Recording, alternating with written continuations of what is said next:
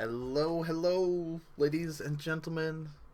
We've got a podcast tonight. We're back with In Response To, and it's been a long time since we've done a Magic podcast, and we kind of hyped it up a little bit on Modern Magic Mondays a little while ago, and we were introducing some of the new faces here.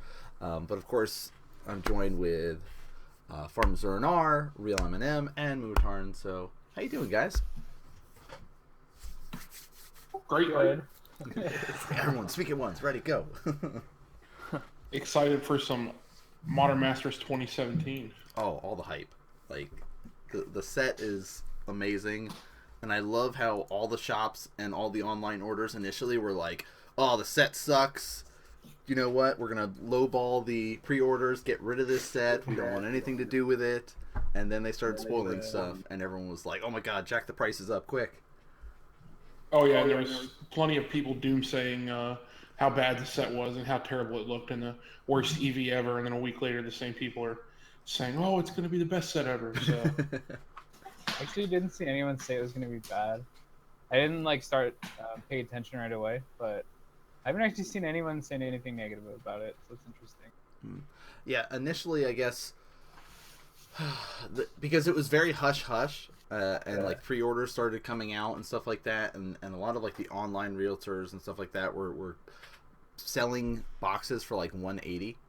Oh shit! Yeah, Okay. So much that they're get pretty much that was the consensus amongst the investors and the people, purchasing it in shops like that, because Wizards was very hush hush about all the cards in it, and nobody was really talking about it, so it's just kind of snuck in. All right.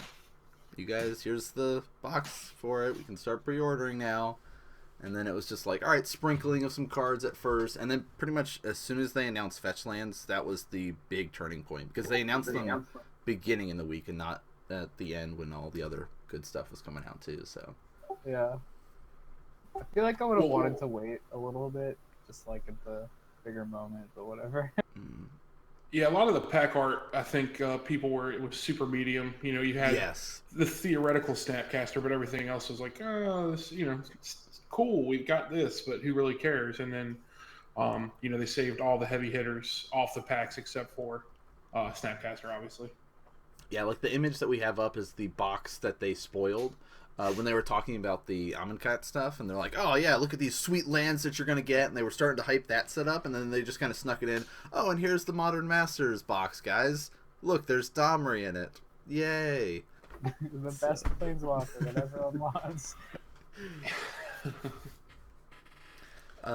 Yeah, so we've got pretty much tonight's episode is going to be focused a lot on Modern Masters, and we're not going to do too much about individual cards, if you will. We'll do a little bit of it, but everything's been spoiled. You guys can go look pretty much all over the internet now and see the entire list, because the set's coming out on the 17th. So we're about 2 weeks away from the actual release of the set, and it's being hyped as hey, if you can find it close to MSRP, you need to get a box of it because of the cards that are in it, not only just from the reprints, but from the aspect of drafting this set. Seems awesome with all the different archetypes and cool cards that they've put into it. So I'm really pumped for it. But yeah, there's so much mana fixing. Yes. So you can just play all the colors. Yeah, and I think kind of to speak what you said, the boxes pre-ordering, I saw as low as 170. I heard definitely 180. I saw, and then now they're at 220 to 240, somewhere in that neighborhood. So, and that was yesterday. So it's potentially going to go up a little even higher than that. What's MSRP? Is it 15 again? I honestly don't know personally, because nobody ever sells it at that. yes. Well, actually, the Star Pit does, so I'm trying to figure it out now. I don't know. I just think everybody jacks these prices up so much, but there's so much of a front run for this set, so it's not like they have to. I think they said it's going to be the most of any of the master sets by a good margin. Okay. That makes sense. I was wondering how big of a print run they were going to have. If it's going to be like some of the other ones, or if it's going to be larger. I don't think it's a standard set, but it's a lot. Yeah, I think that's actually the biggest thing, is people aren't sure about if they're going to do another wave or anything like that. So Yeah, and I think looking at this, MSRP is $10 a pack, so it would be 240, like you were saying. It's $10 a pack. Okay. Yeah, on according to Wizards website. So And I think that's what a lot of the boxes are going for right now.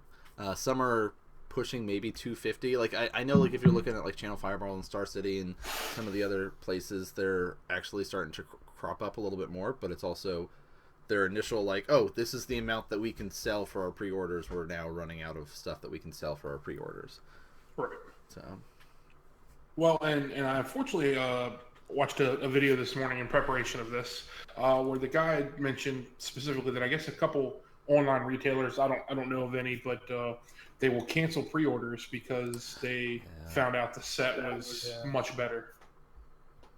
I really hate that. That's annoying. Yeah. yeah, that's also the danger too with just going on eBay and trying to pre-order initially. Because I did pre-order with local shop and I also pre-ordered with Channel Fireball.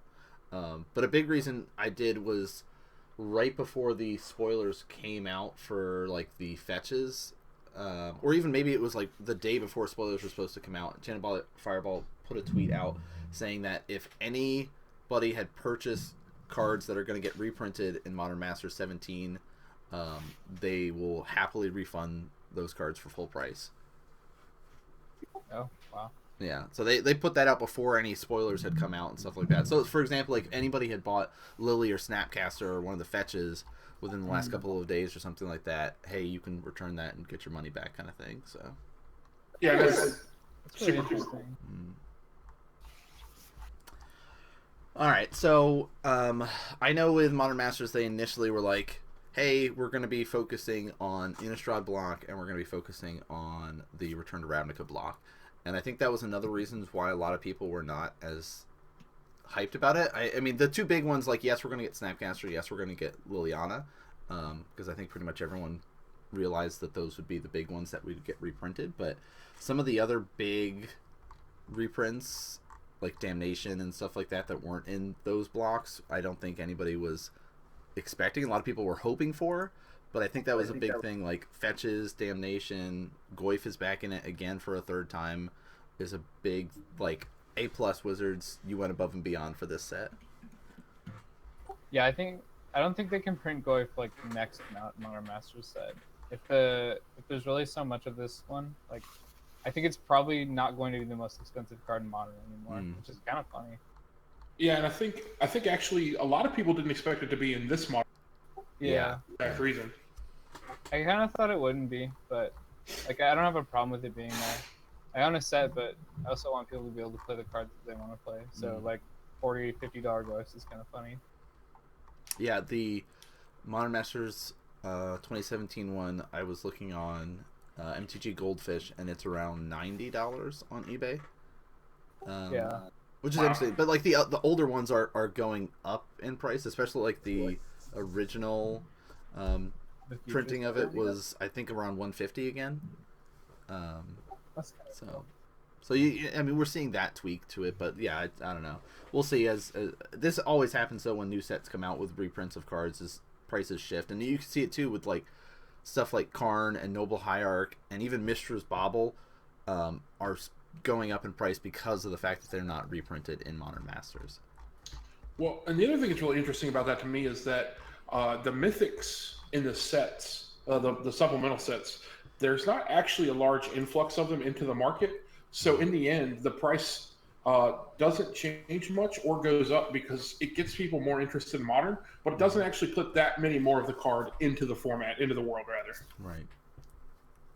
And Yeah. it's an interesting thing too, is like there are those like chase mythics, if you will, like with Tarmogoyf and stuff like that, but there's so much value amongst the rares now, with Damnation in there, with the fetches in there, that you can easily make your money back on a box if you get some good pulls, and or even if you get like, oh, I just got a sweet foil off of one of the rares and stuff like that. So That was the problem with Modern Masters too. Like, you buy your box and it have like 2 mythics in it or whatever, and they were almost always sweet, unless you got Comet Storm, in which case you cried. And then you just got like a bunch of junk rares and like secret rares. It felt so bad. Oh, that was the original Modern Masters as well. There was no greater feeling than getting a Jugen or a Raise, and it was like, oh, sweet, this could have been a Tarmogoyf. Just what I needed. Like, I think the mythics for Modern Masters 2 were either incredible or just like the worst ever. The Modern Masters 1 at least had a couple bad ones, so it's not like I had the 1 out of 21 mythics that was this bad. That's so sad. Yeah. Well, and I think Nan brought up a good point about the fetch lands actually being important, because a lot of people, again, they get hyped over the mythics, and the mythics are splashy, and Grizzlebrand is awesome, and everybody wants to bonfire their opponent in limited. But like, the thing is the rares are really where the value is, like, because you're going to see them more often. So even if fetch lands drop to half, they're like $30 or $40 a piece now. You're still looking at a $30 pack for an MSRP of $10. So even if you get 2 awful rares in the other packs, you're still you break even, plus maybe a foil that's cool or something like that. Yeah, I think it's good to have rares that are good. Yeah. Well, and I think the Death Shadow reprint is interesting, because I know we were specifically talking about that at our shop with like how it's a little too behind for WotC to do it, but I guess they thought it was good enough to reprint anyway, and now it's just like super awesome. Yeah. Well, I'm happy. I traded like 2 Death Shadows probably 2 weeks before they spiked for the last one. So I was really sad about that, because I wanted to play the Death Shadow decks. They look really cool, but $30 or $40 for my Death Shadow is just not going to happen. So I'm happy they're reprinting that. Especially with like the new Death Shadow version being a lot slower. It's not just kind of mindless aggro. It's kind of a mid-range deck. Yeah. Right. Not as much evasion with it and stuff like that. You just play so much discard. All right, so before we get into like limited talk and drafting and all that kind of stuff, there are some interesting, some cool, maybe some not so cool, depending on your opinion of it, new art for some of these cards. So if you had to pick maybe like your favorite new art for a card, or one that really stands out to you from some of these, what would it be? Now, I personally am a big fan of that new Serum Visions. The art for it, the flavor text, A+. But then again, I mean, if you can see the picture that I've chosen for myself for tonight, it kind of fits nicely with this whole Phyrexian aspect of it. Yeah, it's a pretty sweet new art for sure. And I haven't got a chance to read the flavor text. So I guess the art switch I'm happiest about is Snapcaster Mage. Okay. Not because I like the art, but I think the art's like kind of terrible. So I'm happy that the new art is bad, so that old Snapcaster Mages are still cool. Oh, okay. I misunderstood for a second, and I thought Brandon and I were gonna have to fight through. So I like Snapcaster Mage. So I just like it when they give new cards bad art. So if you have the old one, same thing with Dark Confidant. I love the change. I hate the art. Like Bob arts just look better. Yeah, and actually, see, for me, I know Nan brought that up. Like, I always feel like it's such a slight to the players, and I get it. Like, they've done it to everyone now. Yeah, but one of the coolest things in the world was the invitational cards, and that their likeness was on it. And these guys had to beat 15 other top players of the world at the time to get their art on this card and help make the card.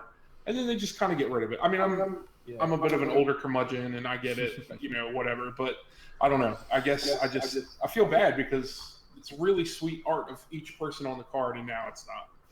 Even Ranger Vios is another example. Actually, that was an invitational card that just got new art. Oh yeah, it did. Yeah, that's a really good point. I hadn't thought of that. I think for me, my favorite new art, it's either actually going to be the Ranger Vios, in spite of everything I just said, but it might actually be Past in Flames. Like, I don't really know what's going on in that art. There's like a evil. She might be 80-year-old woman. She might only be 20. I don't know, but she's got something going on that's sinister. So I think it's pretty rad. Nice. And Brett, we have heard nothing from you except it's so hard to talk with 3 other people. I thought it was tough with Nan, but good night with the 3 of you guys with all the knowledge. Assert your dominance. Yeah. Boom. Assert my dominance. Yeah. No, I mean, I think my my favorite art that stands out to me is probably either the Goblin Guide or the Stony Silence. I like Um, the Sony's. I really Yeah, like Silence. the Stony Silence is like sweet. Like it is everything I want in a white Like, card. You Like, know, it's like, oh, sorry, go ahead. no, you're good. You're fine. I was gonna say it's like I don't know. You know, these artifacts were doing all kinds of nasty. I think it's like a big golem before, and so like this big destructive golem just turns into like peaceful rocks. Yeah, he just looks so It's really good. serene. Yeah. And there's some kind of red like rune almost in the clouds there, like some kind of weird symbol. I might just be looking at the clouds, but Yo, hold up. Let me take a look at this. So the whole point of having this like video version of it is so I could actually pull the images and put them up on screen. But I've been so focused on just looking at the cards, I haven't put any of the cards up on screens. now you've done it. Now you've done it. I know. Let me start pulling some of these cards up. To speak to Brett's second point, like I agree with the Goblin Guide, and I kind of forgot. As a general rule, like I said, I'm an old curmudgeon. I don't like new art. There's something about the feels that the old art provides that I prefer. But the Goblin Guide actually reminds me of the Urza's era art a little bit. But there's still something new about it. So, you know, I do like that they kept the flavor text for it because that was pretty sweet flavor text. Goblins have awesome flavor text. I mean, my thing with the Goblin Guide is, you know, I never played the card, you know, but now I kind of want to play the card just because of the art. It's just very fantasy-esque. You know, there's a lot of detail in what's going on. Like, if you just look at him as a goblin, like what he's wearing, what he has on him, there's just so much going on in this art that I like. So, good on Wizards. So is that a Zendikari goblin, or is that like actually one of the old ones?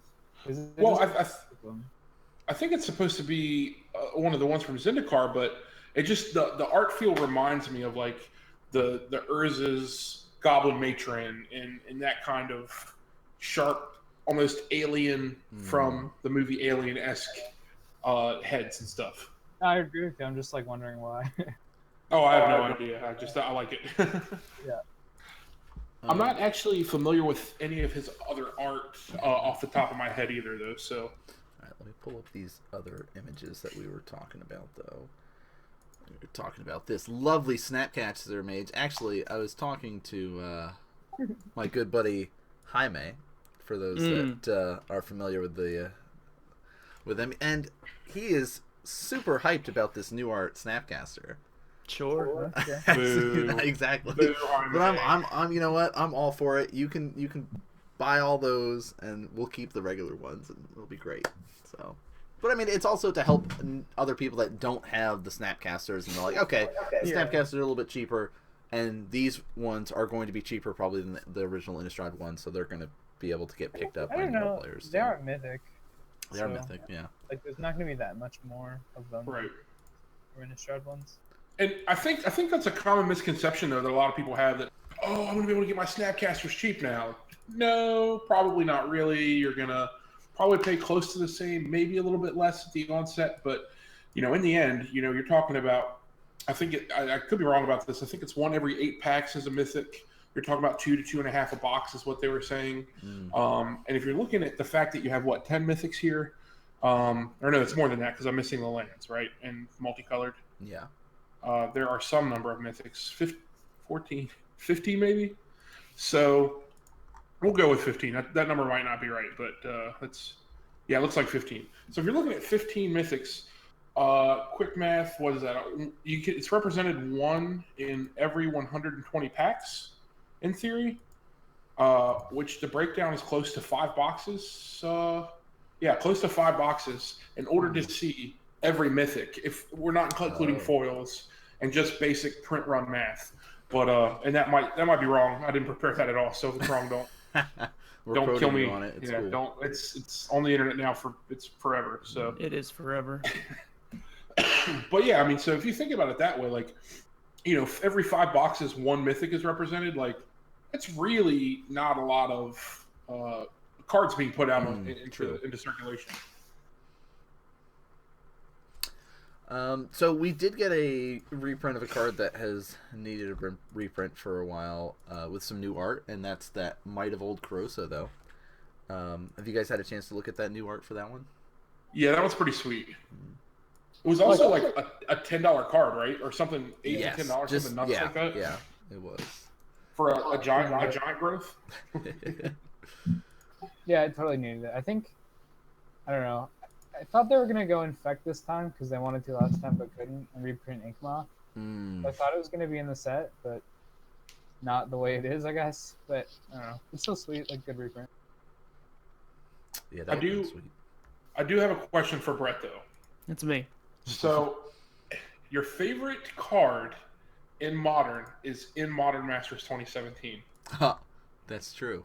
So, are you happy, sad, or indifferent that there was no new art for Path to Exile? So I go back and forth because if I had to pick an art for Path to Exile, it's the art that I don't have. I love Todd Lockwood's art. It's great. But that what was it, FNM? Was it FNM or was it a Judge?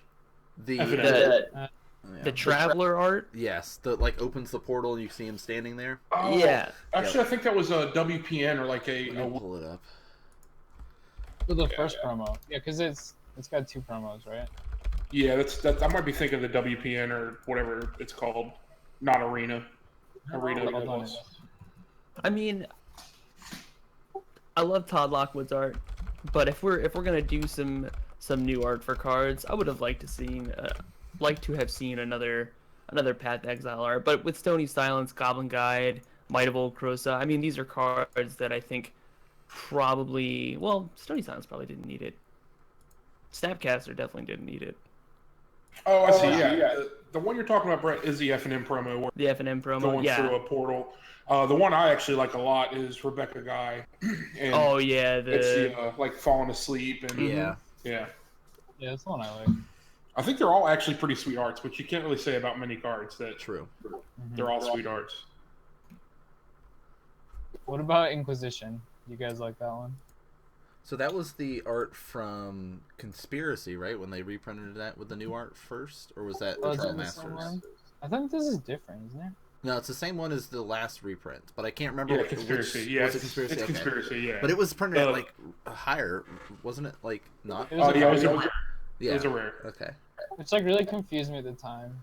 Which is also really odd because all the versions are the same price despite that being a rare, which I know you would say, well, it's the same playability, but there are some cards like Loxodon and Warhammer where there was a core set that it was rare, but it was originally uncommon to Mirrodin, and there's actually a decent price disparity between the two.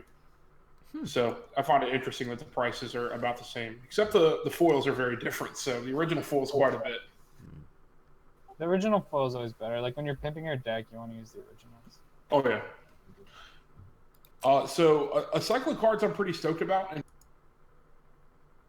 it's pretty funny to say out loud, but it's the Signets. I believe they only have one foil printing of each, and that's the original. They were reprinted in a couple of the Commander decks, but they were not foil. They were all just non-foil, and I could be wrong. I'll double check myself here now, but I think that all new art too? Well, for some of them. Well, it's actually it's all new art in the sense of for the foiling. This is the art I believe that they used in the Commander 2011 and 2015, or excuse me, 2015. Yeah, but it's never had a foil version of it, and it was also this isn't one was in the dual deck that I'm looking at, but they've never had a foil of this version. So the people that like that version of the art finally get a foil. Plus, you get a second edition of the foil because those were actually getting pretty outrageous. I think it was 15 for the Dimir Signet foil at one point. Jeez. Yeah. The Is It one's pretty sweet looking though. Yeah. I didn't realize foil signets were that much. I should go see if I have any. I might be wrong, but the Guild Pact is $6 as we speak. So yeah. Wow. All right. So, any other thoughts about new art or anything? Did we talk about Cavern? Oh, I almost forgot about it. I'd rather not. I had a foil that I never shipped. It's like a premier mythic from the set. We should probably talk about it. I don't know. What do you like? Also new art. Yeah. Yeah, Yes. what do you like? I mean, the art. What do you like about the art? I think it's weird. It's like 2 layers of hands. So when I first saw it, I mean, it definitely has kind of more of a Orzhov Dimir feel to it. And maybe that's like, oh, I wanted that kind of with that Ravnica feel kind of thing. But I was talking to Tim about this, and he's like, it doesn't look like a cavern. It looks like a sewer of souls. Yeah, that's water. That's Oh, funny. The water looks like hands. That's really interesting. Yeah, or even like a catacomb, but definitely, definitely not really a cavern. I guess I don't know. Catacombs and caverns might be the same, but Yeah. a sewer of souls might be better. Yeah. But I mean, like the old art was nice for it. But I guess if you're in that mindset of like Dimir, Orzhov kind of spirit-esque and down that aspect, all right, it fits. But that's kind of stretching it, if you will. Yeah, I actually really like this art now. Brett, where's your thoughts on this cavern? See, because I was in that massive group text, Mm-hmm.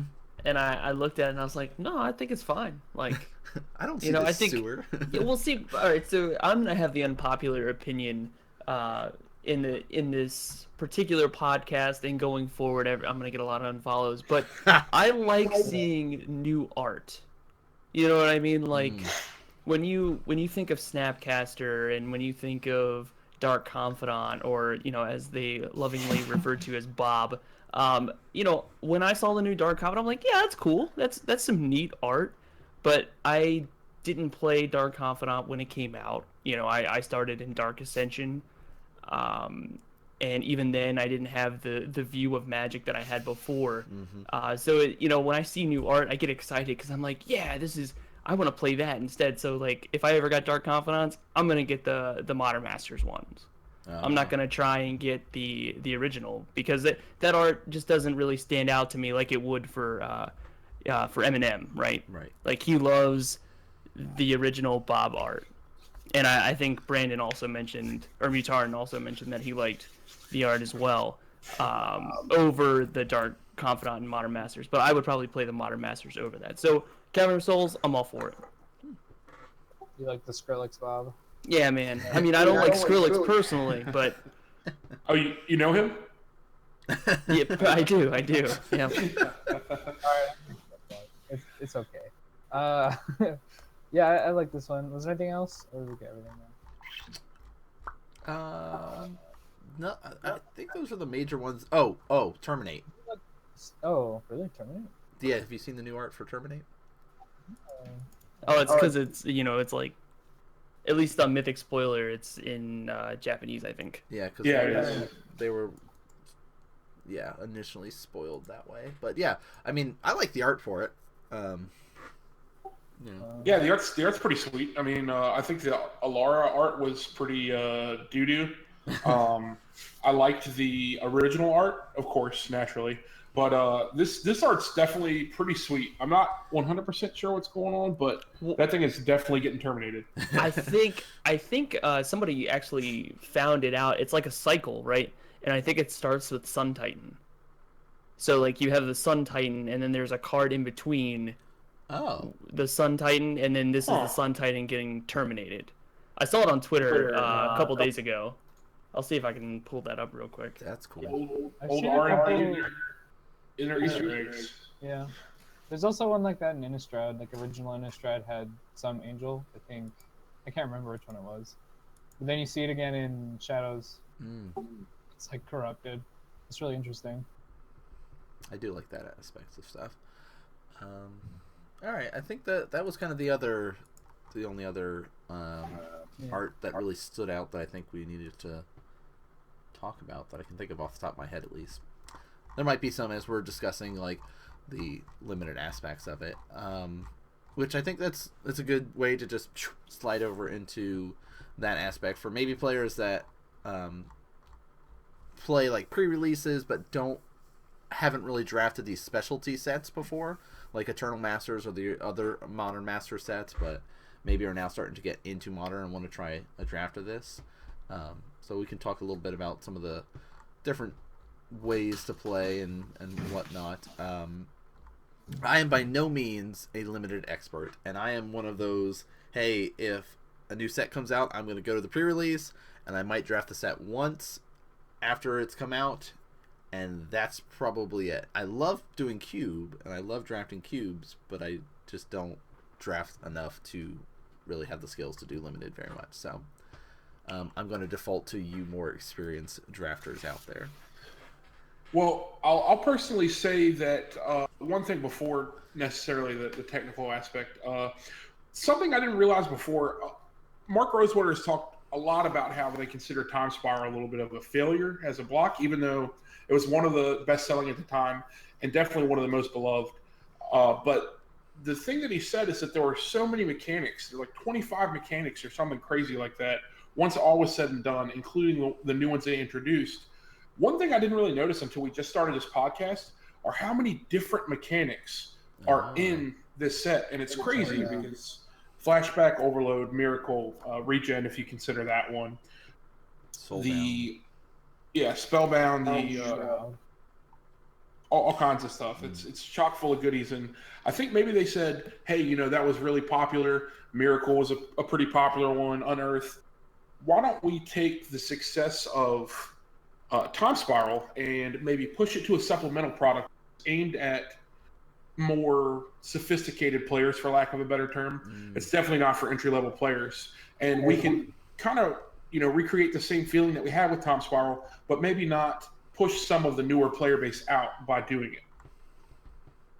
Makes Yeah. sense. Also, they made the mana so good, so it's like not going to be too punishing. If you want to play Right. these individually cool cards, you can just pick them and play them well, probably. Like there will be decks that are just 5-color and it's easy. Yeah, I mean, the signets are a big helper for that. We have the fetch lands in it, the guild gates are in it, and then the tri-lands. Tri-lands. Mhm. Mana's good. You also have, and they do a great job with these products because you have all the tappers, you have the token makers, some value creatures like Rocksworn Monk, Sprouting Thrynax, Woolly Thopter, that if you get the perfect mana, suddenly you just have a 5/4 on turn 3, and your opponent looks at you like, Yeah, these sets are always more powerful than like a normal set, like a standard set. You just take all the best cards from all the limited environments from the years you're going with, and you just put them all in a set and see if it works. I think that's how they start. Like, I don't know how else they do it. Yeah, I think to me, one of my favorite things in Limited is blue-white Blink or Tempo, stuff like that. And this definitely has that. And, you've got Resto, Vanish into Memory, Deputy of Acquittals as a trick, Miss Meadow Witch is one of my favorite cards ever. And it happens to be my favorite artist as well. Ranger of Eos exactly is a value creature. And it's just awesome because you have some great come-to-play effects like Augur of Bolus. Yeah. If you're greedy enough and you go Bant, you can hit that Thrag Tusk up with your Resto Angel if you really want some throwback to awesome times of Magic that everyone loved. Yeah, But I think that's what I'm looking forward to the most. Ghostly Flicker, some kind of blue-white come into play effect, value, bounce deck. And if I crack a Tarmogoyf, then kudos to me. And they have the like all the splicers for I think every color, right? Did they get? I know they had the white ones. We had the green one, the blue one. Yeah, I believe it's all of them. There's even like Seagate Oracle. That's weird. Flickering. And the Core Hookmaster, I love that card in the first place yeah. for flickering that guy. Even just like putting Attended Knights in your deck is fine. Just make a 1/1. I'm just getting even more excited just talking Kraken Hatchling. Dude, I was waiting to see if anyone was gonna bring up Kraken Hatchling. I love that guy. He's great against the aggro matchup. Actually, I did see that Wall of Denial was reprinted in this set. Oh yeah, that one's sweet too. Man, Oh, in that blue-white deck, Tandem Lookout's just really good, right? Like common. Yeah. Okay, I'm gonna hit you with a flyer. Also, I'm drawing a card. It's it might be overdrafted, unfortunately, though, because it's definitely gonna be overdrafted by me. Yeah, but I like that they have the token aspect in it. Like Intangible Virtue was reprinted in it, and then there's like you can have the Thragtusk that can make a token. They've got Call of the Herd there for some green tokens, and then we've got like the splicers that are available. So like you can do different things. Gaia's Anthem is also in this set, so you can give all your creatures +1/+1 as well from that. So there's some cool aspects if you want to go like the token route, or you can just go like the black-white because Lingering Souls was also printed. And I want to populate a slime molding token. You do have your Sunder and Growth to help you populate as well. Yes. So. I think another mechanic a lot of people probably didn't get to play with that's super fun and also very good is Conspire. And you have Giant Baiting, Aether Toe, and Wart Raid Mother is actually the big one to me. There might be another one I'm missing, but anytime you get to extra effect for basically maybe just tapping down 2 idiots that have been pacified or just aren't useful right now, is really, really sweet. And then Ward, of course, lets you basically copy any of your red or green spells as well. I think if I open a Wart, I'm just going to slam her and, we're going Wart. Oh, absolutely. Absolutely. I mean, it's 5 power and toughness for 6 mana, which isn't awful, but then it's just all upside from there. Mm-hmm.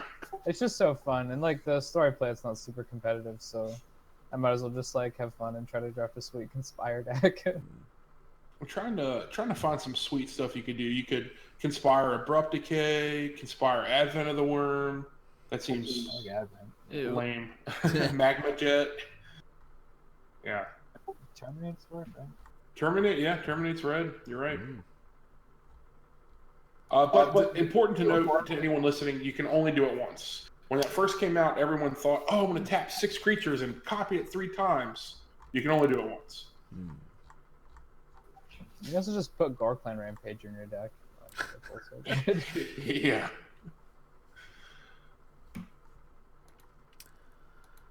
All right, so let's see about some of the other cool different stuff that you can do. I noticed that they had some of the reprint for Storm essentially with Pyromancer's Ascension and Past in Flames and stuff like that, but I didn't see too much stuff that was there's no Grape Shot or anything like that was you can storm into this, but well, that is because there is none, unfortunately, and Wizards hates Storm. Yeah. I'm surprised Ascension's in this set. I'm really surprised. I think that was one of those value printings. I guess, but were they worried the set wouldn't have enough value in it? Well, no, I meant more for hey, there's this random $10 card, bring down the price on. Why not? Yeah, I just mean there's a lot of cards you could pick to do that with. It's just weird. It's weird that they would print this card since they hate it so much. Agreed. I think the weirdest thing to me is actually Damping Matrix. The 3 mana cost artifact that turns off all other activated abilities that aren't mana abilities, so in artifacts. I don't really know. I've never heard anyone say, it really needs to be reprinted. Damping Matrix. It's because it's so fun. I am also confused. But you have that every set, like you said, that are bumped in rarity, that are awesome at the rarity that they're at. But Sky Knight Legionnaire was originally uncommon, I believe. Sidrax Spectre. So sometimes they get it right, but I think sometimes they want to keep you guessing. One interesting thing is for rarity shifts. This is relevant to Pauper. Burning Tree Emissary is a common now. Oh yeah. Didn't realize that. Yeah. I haven't been playing too much Pauper lately, but kind of want to start playing more. So this might be relevant for me. Yeah, and I think Pauper is unfortunately one of the formats that probably goes under the radar most when you start talking about new cards and the rarity shifts, like you said. I mean, for something like this, a rarity shift is the only way to make a difference, but it's still sweet, Yeah, there's usually when they do these, this is actually one of the more interesting times because Nibble Mongoose wasn't legal until Eternal Masters. So they usually throw a couple commons into Pauper. They also did one of the whale or the Palancron effects, right? They just shifted it down to common. Yeah, and then it had to get banned. Yeah, people lost their minds. That like re-broke the format they fixed like literally 3 months ago. Right, So right, it's yeah. kind of stupid.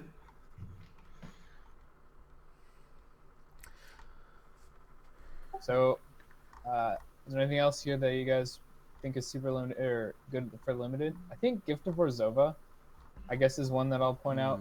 This card looks Love it. bad because it says enchantment right on it, like an aura, but it actually can just win the game. So don't completely scoff at it. It's, it's got lifelink right there and flying. Those are two very good keywords if you're trying to race. And the foil of that card is beautiful. It is very good.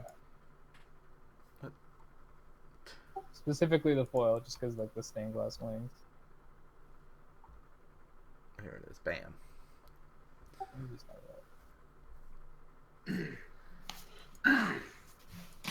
I think the removal seems a little light in this set to me. I've not scoured over it. I mean, it seems that most of the removal are multicolor. Yeah, there's quite a bit here. I mean, we have Seal of Doom in here, which is cool. That's to make our Tarmogoyf bigger. Yeah, that is true. So like Rampager is kind of a removal spell. If you're beating down, Rampager is effectively a really good removal spell, actually.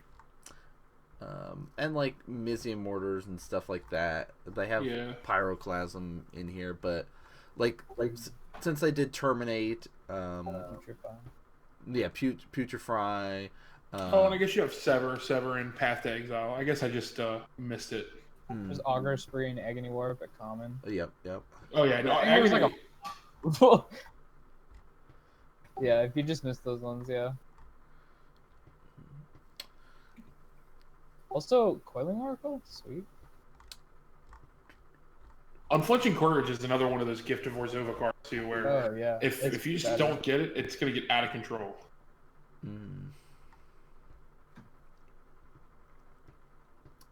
So I never played with Rock's Warmonk. Is it just like really insane?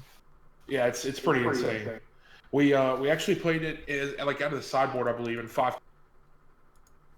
Okay. And he was just a house. If you can get him on 3, it's extremely good, obviously. But if any time in the game, he's usually pretty decent. I would pay maybe even 5 mana for that limited. So. Well, he's also flipping pancakes there if you're That's true. paying close attention. So Wow. he's quite the gentleman. He's quite the gentleman. Those pancakes. He's a big old rhino. Yep, Rhino flipping pancakes. I guess that's why his lifelink. But yeah, you pointed out Agony Warp earlier, and I can also touch on experience. That card is disgustingly good. It's really strong. Yeah, if you don't always get a 2-for-1, you're probably playing the card. Just in combat, it's gross. It's good enough that it like sees a decent amount of playing Pauper. Like the blue-black decks will play it. This is an instant, so you can get it with your tutor spell. And it's also common, so you can get multiple of them. It's pretty nuts, actually. Yeah.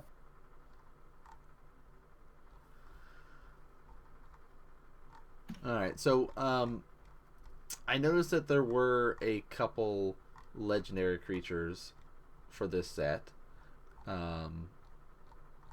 Like we have Wart that we were talking about a little bit earlier. You got Niv Mizzet, Draco Genius. Niv Mizzet's in there, Zur the Enchanter.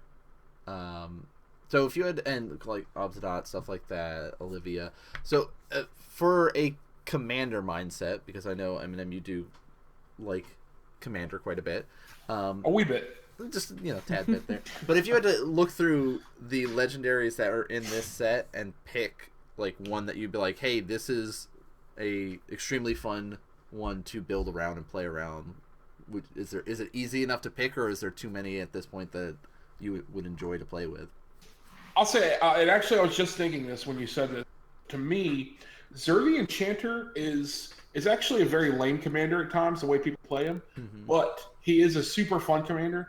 And I really want to see somebody build a Xur the Enchanter deck in Limited, because looking through some of these enchantments, like we said, the Gift of Orzhova, the Unflinching Courage, there are some heavy-hitting enchantments that you could actually get in Limited, where you might be able to make a real Xur deck in Limited. It's going to be, 1 time out of 10 when you try and force draft it, but it could be pretty sweet if you get it. That would be so sick. But as far as that goes, I have a special place in my heart for. I think that he's pretty awesome. Obsidian is also a really great commander. Olivia, I've seen a lot of people do like tribal vampires, red black tribal vampires, and they're all pretty sweet. And Wart is just, as we said earlier, is a pretty awesome value card. That the possibilities are endless. I was remiss to myself for not bringing up that someone could live the dream and actually Wart Raid Mother and then conspire a Cruel Ultimatum in Limited. Yeah. Ew. That would be so amazing. 5 colors indeed. Well, you'd actually only have to play 3 if you just play, if you look at Wart as a red. Yeah. I'm just saying, like, this is the deck that's going to play a lot of lands. Oh, for sure. Yeah, absolutely. All the So you could do that in a 5-color deck. I think the Wart decks want to be 5-color. There's just so many good spells to copy, so if you have the mana to do it anyway, like the Conspire decks might just want to be in all the colors. All the colors. And it's easy to go 5 colors with all this fixing that we got, so. Yeah. Another sick Xur target is Soul Ransom. Yeah. Oh, yeah. I want someone to do it. That would be so good.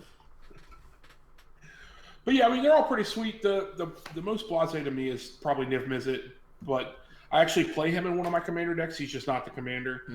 Okay. I think to me, he does the least. Olivia is just such a swingy bomb card in the first place, and Obsidian to me is great flavor. It is also extremely difficult to kill. Yeah. There's probably not a lot that kills it in the format other than like Terminate. Just has to be instant speed, or you just never kill that guy ever.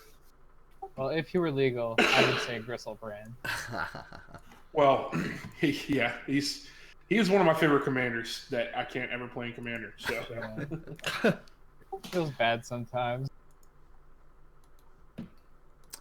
All right. I can't think of anything else that we need because I don't want to, make our first episode be too long and too sucked into I things. need to But make a quick PSA. Vampire Nighthawk is a sadistic. oh yes, I'm so excited. card.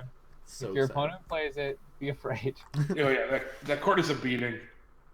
It's just, you think, like, oh, it's just a 2/3, whatever. No, it's much more. All right. So to end tonight's episode, what is the card that you're most excited was reprinted in Modern Masters 2017? And I would have to say I'm most excited that Damnation was reprinted. That's fair. So, I mean, I already have a Damnation, but it's nice. Like, oh, okay, I can get some more Damnations now, And the card's sweet, and I want to see how it does in Limited to just be like, nope, I'm in black. I'm just gonna wipe the board. Maybe we should do most excited and least excited. Oh, I like that. Oh. So for me, most excited is actually probably going to be. I don't play the card, but it's probably Craterhoof Behemoth because he's way too expensive, and people that want to play him in Commander, I think it was like $20 or $25, something crazy like that. Yeah, it's really dumb. So for me, it's that. I mean, a lot of these other cards are neat, but in terms of what I think I like the most is probably Craterhoof. Craterhoof. The card I want to play the most is probably Vampire Nighthawk. Yeah. I really like that card. The most excited that they reprinted might be like Goblin Guide, just because I've been thinking about putting the burn deck together, but like 40, I can't remember what they were. They were like $40 or something for Goblin Guides. Yeah. That's a lot. I think they were even more than that. So the count was holding me back. Maybe I'll start thinking about it again though. Okay. Could also be Death Shadow though. I do want to play that deck. For me, I think Blade Splicer is probably the one that I'm most excited about. And it purely from a collector's standpoint, Blade Splicer is one of those cards I've always wanted to have a playset of, and I don't know if it's been reprinted multiple times or not. I'd have to do a little research, but I am excited to see that it's in this set and that I'll be able to play it as well. Yeah, Blade Splicer is a sweet card. No, you're absolutely right. Another cool one's even Venser. Venser's really cool. Yeah. It's pretty expensive too. Blood Moon, I'm not too thrilled about. They just banned it or like eliminated that set. Yeah, well, I mean, the thing is that there's your check. Like, all right, now I can play 3, 4, 5 colors, but the potential is there. My opponent's gonna play Blood Moon. Limited. Yeah. This is so rude. Right? Because you're not gonna play around it. There's no way you ever play around it. Like, oh yes, look at all these gates that I've been past. This is sweet. I got the tricolor lands. Perfect. Oh my gosh, Blood Moon. Somebody's gonna open a pack and there's gonna be like 3 really good, or like 2 of the tri-lands and a couple guild gates and like a fetch. They're gonna take the foil Blood Moon. I think you're just gonna have to play against those people. Well, and absolutely too. That's the other funny thing. The value's there, right? So like, even if you, hey, it's probably going to be a $20, $25 card, maybe. The value's there to first pick it, and you just completely hose somebody, just trying to be greedy. Especially if you don't show anyone in the draft, because you just pick it first. And nobody has any idea there's a Blood Moon. They're like, wow, look at my sweet 5-color deck, Mom. Like, okay, I have Blood Moon. You can also just board it in. That's also an option. Actually, a funny quick story. The original Modern Masters, my first pack 1 pick 1 was a Path to Exile because, well, A, that's a really sweet card, but I agree. Blood Moon was my rare, and at the time, Blood Moon wasn't doing nearly as much as it is now, and I think it was a $10 card maybe, and it's whatever. I hate you, Blood Moon. What a terrible rare to get. I'm going to take this Path to Exile, and now with the price tag, I was like, I should have taken that Blood Moon. Yeah. Like, so that's the question, is how much of the set they're going to print? Like, is Blood Moon going to go back to $10 at rare? This is going to be a lot. Yeah, I don't think anybody really knows. They're super hush-hush, obviously, about that. I know you're positing, but I would be surprised. I think that they've done a limited print run, a second print run, I believe, on most of the Modern Masters. I could be mistaken about that, but I think that they have. I think so. Yeah, I don't know. Just from what I've heard, everyone's just saying they're printing a lot of it. So Yeah. I want to see how far they went. Like, are they just crashing some of these cards? I mean, potentially, it definitely happens. And Like in Treat, I think it's just, I guess it's a mythic, but I guess Terminus is one that'll probably fall quite a bit. If it's even worth anything. I don't know how much it's worth. well, it was also reprinted in the From the Vault. That's true. Yeah. That's true. I think the card I'm least excited to see, and I'll be honest with you, and Mutarin, you probably don't know this about me, but I'm sure Brett and Dan have heard this. Cyclonic Rift is probably one of my least favorite Magic cards ever printed, because there's no way that card should be legal in Commander, and every time I see it, it just reinforces the fact that card exists, and now more people are going to have it, and I hate it. I hate seeing it. There's nothing good about that card. It's terrible for Commander. And you should feel bad. If you play it, you should feel bad about yourself.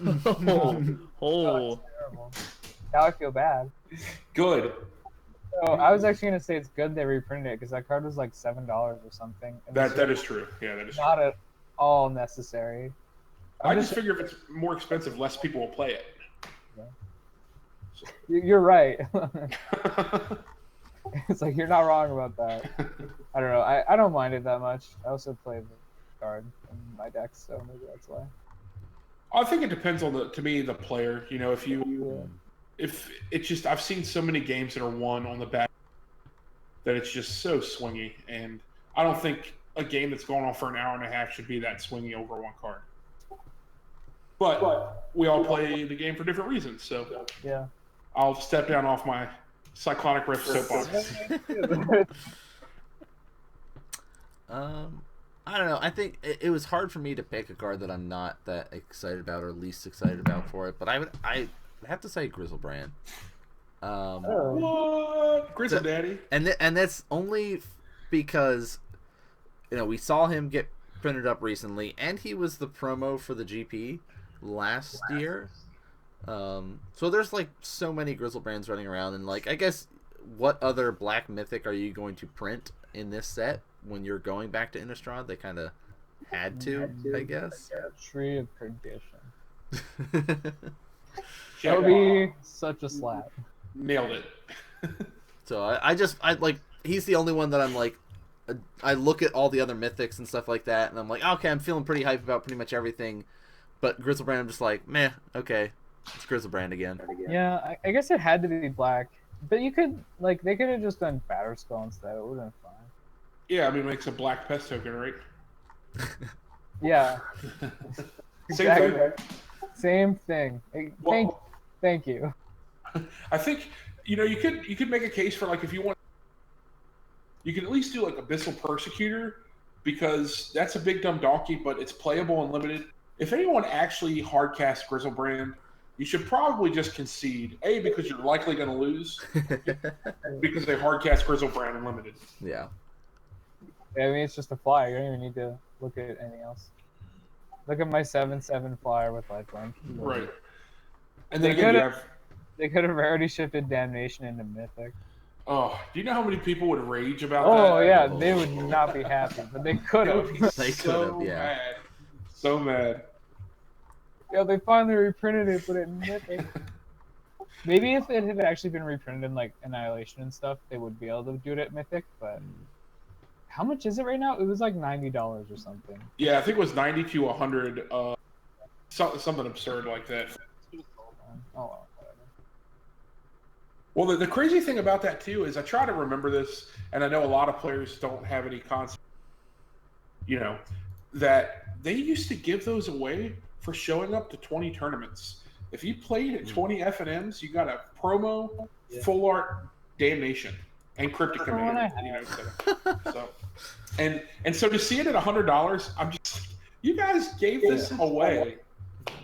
Well, what about the Emrakul's in that pre-release, right? Like, Oh yeah, I remember people, or I don't remember this. Some people have told me about like people at the store just throwing their Emrakul's into the trash because they're like, "This is bad." Like, whoa. yeah, absolutely. It was that and a Johnny Vengeance actually. The crazy thing about that card is, as high as it is in price, it was actually the pre-release and the release card for that set. And it's in a dual deck. Yes, it's the only card I believe that they've done. Card. It was really bizarre. I'm like impressed at its price now. Yeah. That's like, it doesn't even seem like it's played that much.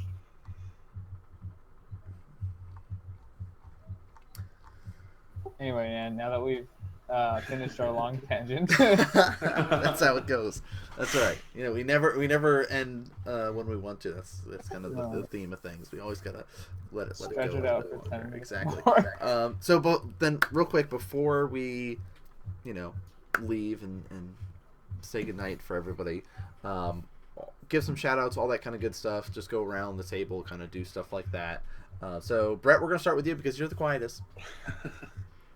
Yo, I mean, this has been a long time coming. I think 2017 is hashtag build the brand for Modern Magic Mondays. So first off, I want to thank Mutarin and Real M&M for kind of hopping in the team and going on this journey with Dan and I, because this is exactly the kind of stuff that I want to do. Like, I just want to flood the internet with this content, with our brand, because there's so much knowledge just sitting here at in these 4 seats, or I'm gonna say 3 seats. I'm gonna exclude myself because I feel like I'm the newest one out of the bunch, but I'm also actually standing, so. Oh, okay, good point. There you go. But I mean, thank you guys, and thank everyone that's listening. If you're in chat right now, thank you so much for lurking, hanging out with us. I mean, this is definitely. I'm super stoked about the future. So. Good stuff. All right, Eminem, how about you, sir? You can follow me at Real M&M on Twitter. That's EM and EM. It's just look somewhere, you'll find it. It's a pain, but big shout out to Brett Nan and Mutarin for making this happen. It's something I've kind of wanted to do, but nobody really wants to be the one to facilitate it. It takes the most work to get the ball rolling, and they did. So it's definitely easy to piggyback off of that. And check out the Modern Magic Monday streams on Monday night. And Brett also has a sick fantasy gaming channel that you can find me lurking, trolling, giving out silver points, all kinds of stuff there. So check that out as well. All I right. want to get that silver point. Mootarn, what about you? Pretty much just follow me on Twitter if you want. I don't really do as much as I used to. Used to be a busybody, but no, I'm not anymore. I I tweet got every tired. now, and now I've got like this in a stream. So I'll always tweet when I'm ever going to do something. So it's just at Muataran, Muataran. Yeah, I don't know. If you have any questions, you can just message me there. I'll respond eventually, I guess. Good stuff. So, guys, you can see if you're watching it from the actual video portion, all of our Twitters are down Dan, below you're us. kind of robot. Yeah, you broke off all there. I'm robot. Yeah. Hold on. Let me unrobot myself. I was like, I hope it's not just me and I'm interrupting him. You know what he's saying? God, you're so rude. All right. Less robot-y? Not really. Not really. All right. Right at the end, too. All right. Brett, you do sign-outs. Oh, thank you guys so much. You're also robotic. All right. Yeah, This is okay. I'll just do it perfect. because neither of you guys currently can. So this was in response to we do podcast now. So if you would like to follow us, the at Modern Magic Mondays on Twitter is where you can do that. Check out the stream on Mondays, which I think was pretty easy to figure out from the name. And yeah, thanks for stopping in.